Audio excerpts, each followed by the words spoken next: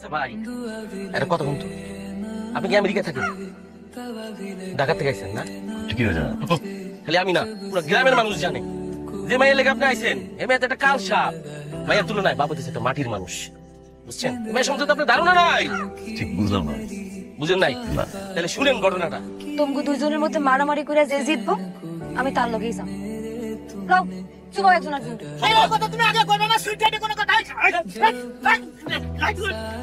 সেটা না, আমি চিন্তায় আছি আপনি আগামীবার নমিনেশন পান কিনা সেটা।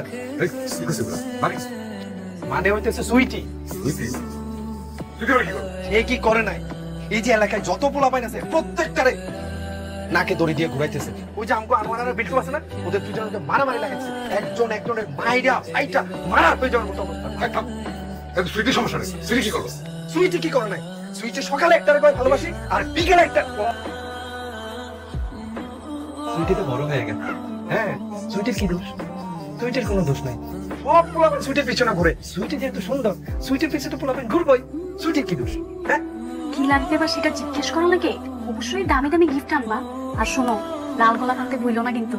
গিফটের লাল গোলাপ তো রেডি আছে, তুমি খালি সময় আর জায়গাটা বলে দাও, আমি চলে আসবো।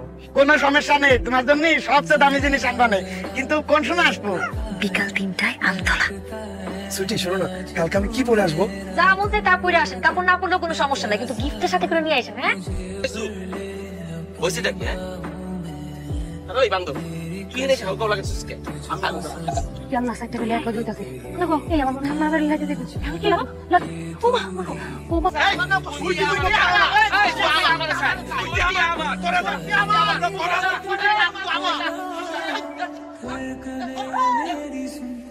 तुझको मैं कर लूं हासिल लगी है, दुआ भी लगे ना मुझे, तवा भी लगे ना मुझे, जब से दिल को मेरे কারে বিয়ে করবে?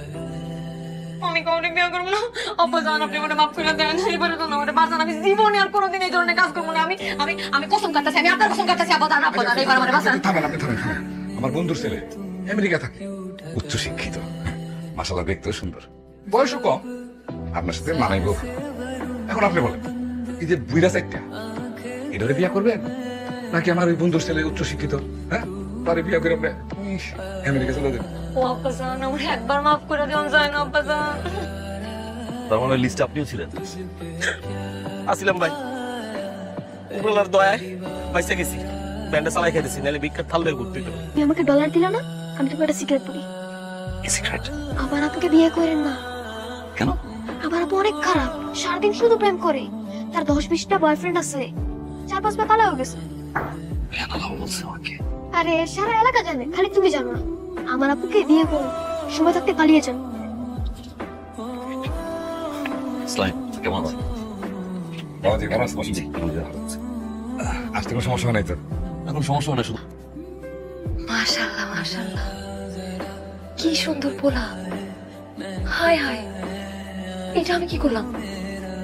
শেষ পর্যন্ত নিজের পায়ে নিজে কুড়াল দিলাম। এত সুন্দর একটা আগুনের মতো গোলারে আমি রিজেক্ট করে দিলাম। এখন আমি কি করবো? ইস, পোলাটা যে কি সুন্দর। তো পোলাটা আমার অনেক পছন্দ হয়েছে। পোলাটা একদম আগুনের গোলা। দোস্ত, এই বিয়াটা একটু জোড়া লাগাই দে না দোস্ত, তুই পারবি আমি জানি। একটা বুদ্ধি দে না দোস্ত, প্লিজ দোস্ত। সাগরে দিয়ে বিয়ে ভাঙাইছোস, তাদের দিয়ে আবার জোড়া লাগানোর চেষ্টা কর, হইলেও হইতে পারে। সত্যি?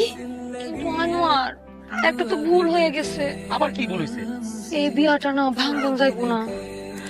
আমার আব্বাই কইছে এই বিয়া যদি ভাঙা যায়, আব্বা নাকি সুইসাইড করবো। তাহলে আমার কি হইব?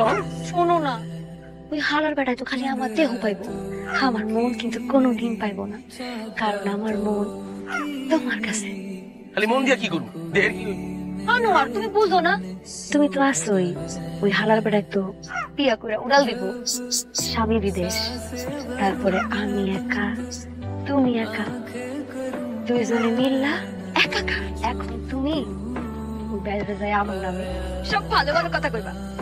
কইবা যে আমার মতো ভালো ভদ্র মাইয়া এই দুনিয়াতে আর একটাও নাই। হ্যাঁ, যেতেছি মিশন আমার কাছে করতে আমি কিন্তু বিদেশ। আপনি তো আমার দুলাভাই হবেন, আপনার সাথে একটু দুষ্টুমি করলাম। আপু বলেছে আপনাকে একটু লড়াই দেখতে, তাই আমি একটু লড়াই দেখলাম। এখন যা কথা বলেছি সব মিথ্যা। আর আমার আপু থেকে ভালো মেয়ে কোথাও পাবেন না। আমার আপুকে যদি আপনি বিয়ে করেন তাহলে আপনি জিতবেন।